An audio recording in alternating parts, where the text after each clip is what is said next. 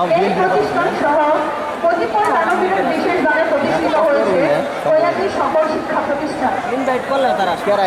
পৃষ্ঠপোষকতা করেন যারা দেশ বরেণ্য মানুষ তারা।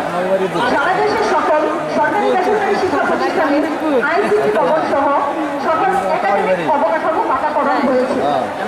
শুধু কৈলাসী সোনালী উচ্চ বিদ্যালয় ও কলেজ এবং কৈলাসী রহমানিয়া দাখিল মাদ্রাসা আইসিটি ভবন এবং একাডেমিক অবকাঠামোকে পাকাকরণের ছোঁয়া লাগেনি। বহুদিনের পুরাতন ভবনে এই মাদ্রাসা এবং এই স্কুল দুটি প্রতিষ্ঠানের শত শত শিক্ষার্থীরা শিক্ষা গ্রহণের নানান সমস্যার সম্মুখীন হয়। আইসিটি এবং একাডেমিক ভবন নির্মাণ করার জন্য আপনার সার্বিক সহযোগিতা ও পৃষ্ঠপোষকতা প্রত্যাশা করছি।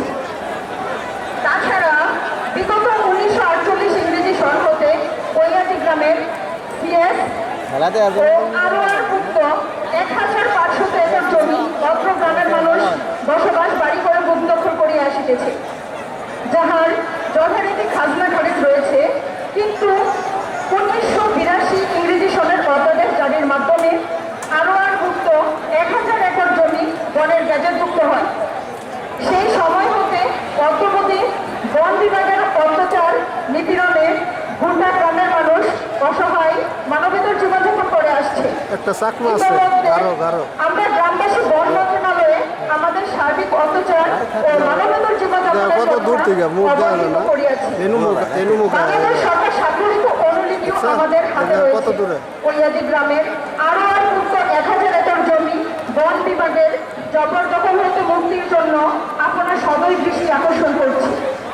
এই কর্মটি আপনার বিরাট নিয়ে শত ব্যস্ততার মাঝে আমাদের কাছে হাজির হয়ে স্বস্তি দান করাই আমরা ধন্য। মহান আল্লাহ তাদের কাছে প্রার্থনা করি, আপনি দীর্ঘজীবী হন, সার্থক হোক আপনার কর্মজীবন।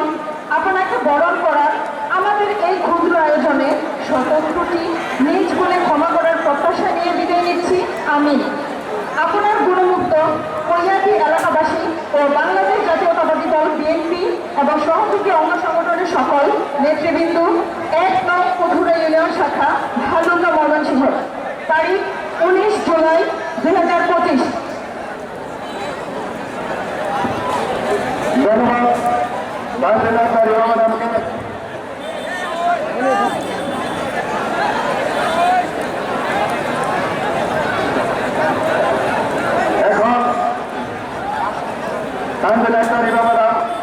যে মানপত্রটি পড়ে শোনালেন, এই মানপত্র